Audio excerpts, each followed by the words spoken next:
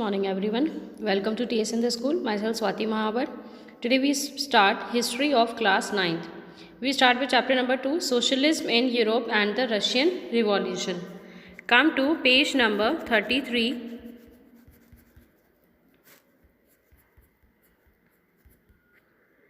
In this page we are completed till were kept, revolutionaries were kept out. Now come to the next topic 2.5, the first world war and the Russian Empire. आज हम किसकी बात करेंगे? First World war की बात करेंगे कि Russian empire के साथ में जो फर्स्ट वर्ल्ड वॉर हुआ था, किन किन कंट्रीज़ ने वॉर किया था. 1914 war broke out between two European alliance. दो ग्रुप्स थे यहाँ पे कंट्रीज़ के. एक ग्रुप था जर्मनी, ऑस्ट्रिया, टर्की का, और दूसरा ग्रुप था फ्रांस, ब्रिटेन एंड रशिया. ये दो ग्रुप थे जो आप इन दोनों ग्रुप्स के बीच में यहाँ पर लड़ाई हुई थी, युद्ध हुआ था, जिसको क्या कहा गया? First World war.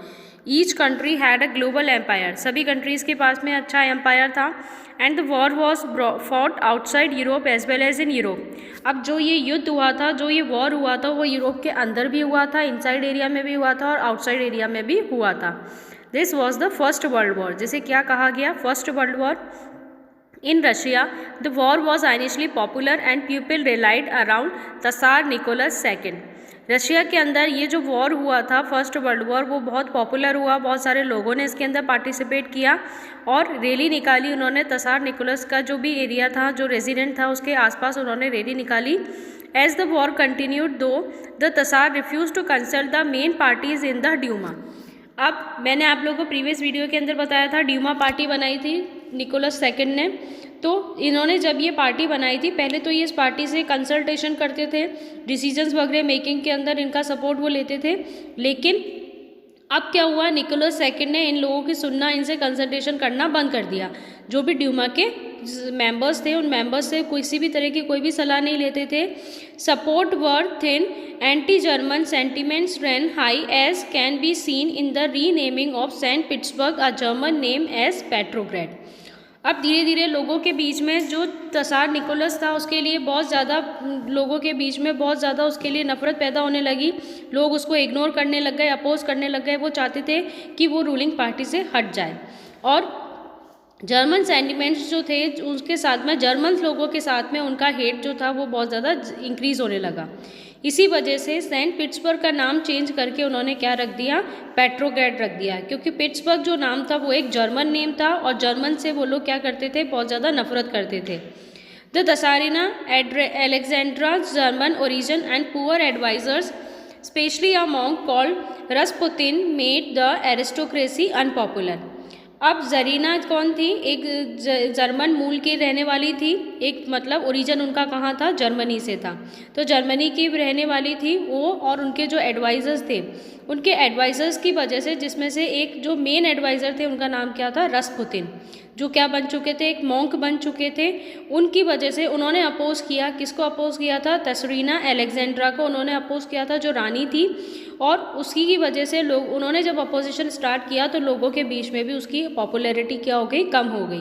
उसको लोग ज़्यादा पसंद नहीं करने लगे. और जर्मन, क्योंकि वो जर्मन से ओरिजिन था उसका, इसी वजह से लोग उससे भी नफरत करने लगे. वो नहीं चाहते थे कि वो रूलिंग पार्टी के अंदर रहे.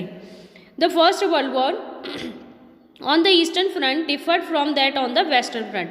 अब जो ये फर्स्ट वर्ल्ड वॉर था वो ईस्टर्न फ्रंट पे अलग तरीके से था और वेस्टर्न फ्रंट पे अलग तरीके से था. In the west, armies fought from trenches stretched along eastern France. अब वेस्ट साइड के अंदर आर्मीज जो थी वो ट्रेंचेस के अंदर जाकर के लड़ाई लड़ती थी. ट्रेंचेस यानी कि खाई वहाँ पर बनी हुई थी, तो उस खाई वाले एरिया के अंदर जाकर के वो युद्ध लड़ते थे. In the east आर्मीज moved a good deal and fought battles leaving large casualties. East side की जो आर्मीज़ थी वो बहुत आगे तक जा चुके थे, कंट्री के बहुत अंदर तक वो लोग जा चुके थे, लेकिन उन लोगों को वापस पीछे मुड़ना पड़ा था. डिफीट्स वर शॉकिंग एंड डीमोरलाइजेस, क्योंकि बहुत सारे एरियाज़ के अंदर उनकी हार होने लगी थी, वो धीरे धीरे हारने लगे थे.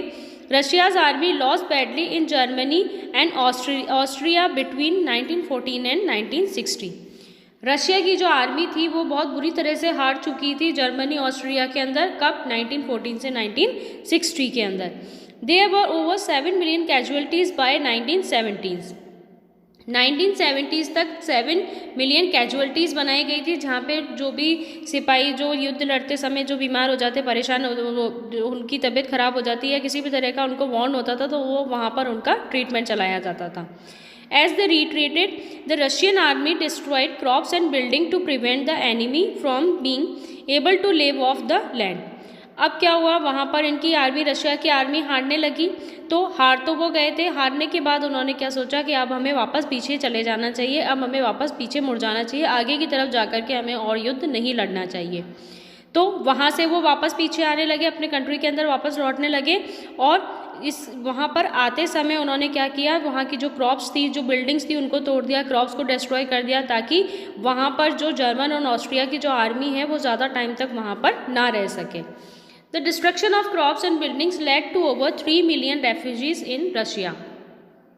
क्योंकि उन्होंने क्रॉप्स और बिल्डिंग्स का डिस्ट्रक्शन कर दिया था, उनको ख़राब कर दिया था, तोड़ दिया था, तो 3 मिलियन रेफ्यूजीज जो थे रशिया के, वो दूसरे कंट्री के अंदर ऐसा रेफ्यूजी रहने लग गए थे। This situation discredited the government and the tasar.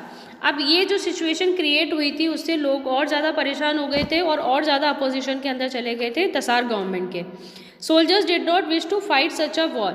Soldiers की इतनी बुरी कंडीशन हो चुकी थी कि वो वॉर लड़ना ही नहीं चाहते थे, क्योंकि उनको पता था कि गवर्नमेंट हमारे लिए कुछ भी नहीं कर रही है। अगर आज हमें कुछ हो जाएगा तो गवर्नमेंट हमारे लिए कुछ भी नहीं करती है, फूड भी हमें अवेलेबल नहीं करा पाएगी। The war also had a severe impact on industry. अब ये जो युद्ध हुआ था, इसका सबसे बड़ा इम्पैक्ट इंडस्ट्रीज़ पर भी पड़ा था। Russia's own industry was few in number and the country was cut off from other suppliers in industrial goods by German control of the Baltic Sea. अब यहाँ पर क्या हुआ, रशिया के खुद के तो इंडस्ट्रीज़ कम थे ही, मतलब ज़्यादा इंडस्ट्रियलाइजेशन वाला एरिया नहीं था, क्योंकि मैंने आप लोगों को प्रीवियस वीडियो के अंदर बताया था कि 85% लोग जो थे यहाँ पे वो क्या थे, एग्रीकल्चरलिस्ट थे। 85% लोग ऐसे थे जो एग्रीकल्चर करते थे। तो इंडस्ट्रीज़ का जो रेशो था वो बहुत कम था। ज़्यादातर यहाँ पे जो प्रोडक्ट मंगाए जाते थे वो बाहर से मंगाए जाते थे, और जो जहाँ से वो लोग मंगाते थे तो उसका जो सी रूट एरिया था, उस पूरे सी रूट एरिया के ऊपर जर्मनी ने अपना कंट्रोल बना लिया था। जो बेल्टिक सी का जो एरिया था, जहाँ से वो इंपोर्ट करते थे चीज़ों को दूसरे कंट्री से, उस एरिया के ऊपर जर्मनी ने अपना कंट्रोल बना लिया था। Industrial equipment disintegrated more rapidly in Russia than elsewhere in Europe. और जो इंडस्ट्रियल इक्विपमेंट थे, यानी इंडस्ट्रीज़ बंद हो गई थी, इंडस्ट्रीज़ को चलाने वाला कोई नहीं था, लोगों के पास में पैसे नहीं थे कि वो इंडस्ट्रीज़ को चला सके, तो इंडस्ट्रीज़ के अंदर जो भी मशीन्स थी वो बहुत टाइम तक रखे वहाँ पर ख़राब होने लगी। By 1960 railway lines began to break down. धीरे धीरे कंडीशन इतनी ख़राब होती गई कि 1960 के अंदर वहाँ का जो रेलवेज़ की जो लाइन लगी हुई थी, वो सारी लाइन्स क्या होने लगी, ख़राब होने लगी, टूटने लगी। Able bodied men were called up to the war. अब जो एबल बॉडीड मैन थे, यानी कि जो उस कंट्री के जो जवान थे, जो यंग जो सिटीजन्स थे, उनको तो युद्ध लड़ने के लिए भेज दिया गया। As a result there were labour shortage and small workshops producing essentials were shut down. धीरे धीरे क्या हुआ, लेबर की शॉर्टेज होने की वजह से जो स्मॉल वर्कशॉप्स के ऊपर एसेंशियल कमोडिटी जो बनाई जाती थी, वो काम होना भी बंद हो गया। इंडस्ट्रीज़, वो जो स्मॉल स्केल पर जो इंडस्ट्रीज़ थी वो भी शट डाउन हो गई, क्योंकि उनके पास लेबर ही नहीं थी। Large supplies of grain were sent to feed the army. ज़्यादातर जो कंट्री का ज़्यादातर जो ग्रेन था वो आर्मी के लिए भेज दिया जाता था। For the people in the cities bread and floor become scarce. और कंट्री के अंदर लोगों के लिए, जो वहाँ की आम जनता थी, उन लोगों के लिए वहाँ पर खाने की कमी आने लगी, और ब्रेड और फ्लोर तक की चीज़ें उनके लिए क्या हो गई, स्कैर्स हो गई, यानी उनकी शॉर्टेज हो गई। By the winter of 1960 riots and bread shops were common. और विंटर्स जब आए 1916 के अंदर, तो जो ब्रेड शॉप्स थी वहाँ पर लड़ाइयाँ होने लगी, लोग आपस में झगड़ने लगे, लाइन लगा करके वहाँ पर वो लोग खड़े रहते थे ब्रेड और फ्लोर के लिए। तो ये सारी चीज़ें वहाँ पे देखना क्या हो गया था, कॉमन हो गया था। Now come to the next section, the February revolution in Petrograd. Petrograd किसका नाम था, सेंट पीटर्सबर्ग का ही नाम रखा गया था पेट्रोग्रेड।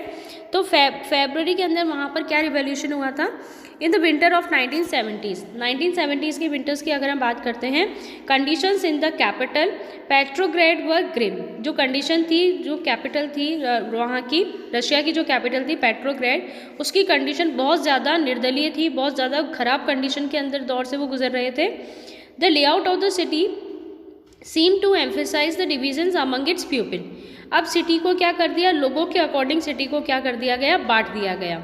The workers quarters and factories were located on the right bank of the river Neva. River Neva के right side में तो वर्कर्स के क्वार्टर्स बना दिए गए और उनकी फैक्ट्री सेटअप कर दी गई।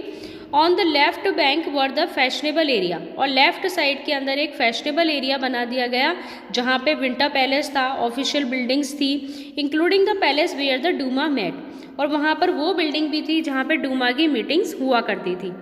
इन February 1917 food shortages were deeply felt in the workers quarters. February 1917 की अगर हम बात करते हैं तो वहाँ पर फूड शॉर्टेज जो थी बहुत ज़्यादा प्रॉब्लम होने लगी, फूड शॉर्टेज की कमी होने लगी फूड की, तो ये वर्कर्स के लिए बहुत ज़्यादा क्रिटिकल कंडीशंस थी। सबसे ज़्यादा मेन प्रॉब्लम उनको फूड का ही था यहाँ पे। The winter were very cold, ऊपर से सर्दी इतनी ज़्यादा थी। There had been exceptional frost and heavy snow, उस साल सर्दी भी बहुत तेज़ पड़ी थी, बहुत बर्फ़बारी वहाँ पर हो रही थी, ठंडी हवा वहाँ पर चल रही थी। Parliamentarians wishing to preserve elected government were opposed to the Tassar's desire to dissolve the Duma। अब जो पार्लियामेंट्री थे, जो संसद के जो लोग थे, वो क्या चाहते थे कि ड्यूमा किसी भी तरीके से रद्द नहीं होनी चाहिए, ड्यूमा किसी भी तरीके से बंद नहीं होनी चाहिए। वो तसार के अपोजिशन में थे और क्या चाहते थे कि ड्यूमा जो है वो उसी तरीके से रन होती रहे, उसी तरीके से अपना वर्किंग कंट्रोल करती रहे, क्योंकि तसार जो था उसने ड्यूमा की सुनना क्या कर दिया था, बंद कर दिया था। ड्यूमा से किसी भी तरह का कोई कंसल्टेशन वो नहीं करता था। On 22 February a lockout took place at the factory on the river bank. 22 February को एक लॉकआउट हुआ था on the factory in the river right side. अभी मैंने आप लोगों को बताया कि राइट साइड, नेवा रिवर के राइट साइड के अंदर इंडस्ट्रीज़ और अपार्टमेंट्स वगैरह बना दिए गए थे लेबर्स के लिए, तो वहाँ पर राइट साइड की ही एक इंडस्ट्री थी, वो 22 February को उस इंडस्ट्री के अंदर क्या हो गया, लॉकआउट हो गया, बंद कर दी गई थी वो। The next day workers in 50 factories called a strike in sympathy. अब उस इंडस्ट्री के अपोजिशन के अंदर नेक्स्ट डे क्या हुआ, 50 फैक्ट्रीज़ के वर्कर्स ने भी स्ट्राइक कर ली और वो भी स्ट्राइक पे चले गए कि आप जिन लोगों को आपने काम पर से हटाया है उन लोगों को वापस काम दो, नहीं तो हम भी काम पर नहीं आएंगे। In many factories women led the way to strike. बहुत सारी फैक्ट्रीज ऐसी थी जहाँ पे स्ट्राइक जो की थी वो किसने की थी, मेनली वुमेन्स ने की थी, वही वर्कर्स थी वहाँ पर। This came to be called the International Women Day, और यही एक क्या बना, इंटरनेशनल वुमेन डे। जिस दिन उन लोगों ने स्ट्राइक की थी वही डे क्या बनाया गया, इंटरनेशनल वुमेन डे, क्योंकि स्ट्राइक के अंदर सबसे ज़्यादा जो कंट्रीब्यूशन था वो किसका था, वुमेन का था। Demonstrating workers crossed from the factory quarters to the centre of the capital. अब जो वर्कर्स थे वो वहाँ पर क्वार्टर यानी एक कोने में जहाँ पर उनको रखा गया था, वहाँ से लेके वो जो कंट्री जो कैपिटल का सेंटर था, जो बीच का जो एरिया था उस कैपिटल सिटी का, वहाँ पर आ गए थे। The Nevsky Prospect at the, उस कैपिटल का क्या नाम था, Nevsky Prospect. At this stage no political party was actively organising the movement. किसी भी पॉलिटिकल पार्टी को कोई भी मूवमेंट नहीं करने दिया गया। As the fashionable quarters and official buildings were surrounded by workers the government imposed a curfew. अब वहाँ पर क्या हुआ, जो फैशनेबल क्वार्टर था यानी कि एक कोना जो फैशनेबल और रॉयल बिल्डिंग्स के लिए बनाया गया था, ऑफिशियल बिल्डिंग्स के लिए बनाया गया था, वहाँ पर जाकर के वर्कर्स ने कर्फ्यू लगा दिया। वहाँ पर वो लोग कलेक्ट हो गए। वहाँ पर कलेक्ट होने के बाद वहाँ की जो गवर्नमेंट थी, गवर्नमेंट ने क्या कर दिया, कर्फ्यू लगा दिया, यानी कि लोगों को वहाँ आने जाने से बिल्कुल मना कर दिया, बिल्कुल रोक दिया उनको कि आप इस एरिया के अंदर नहीं जा सकते हो। Demonstrators disperse by the evening but they came back on the 24th and 25th। अब जो अपोजिशन करने के लिए जो आए थे, जो वहाँ पर उनका बहिष्कार, गवर्नमेंट का बहिष्कार करने के लिए वो जो लोग आए थे, तो वो इवनिंग में वहाँ से चले गए थे। जब उनको हटा दिया गया वहाँ से तब वो चले गए, लेकिन 24th और 25th को वो लोग वापस वहाँ पर आके कलेक्ट हो गए थे।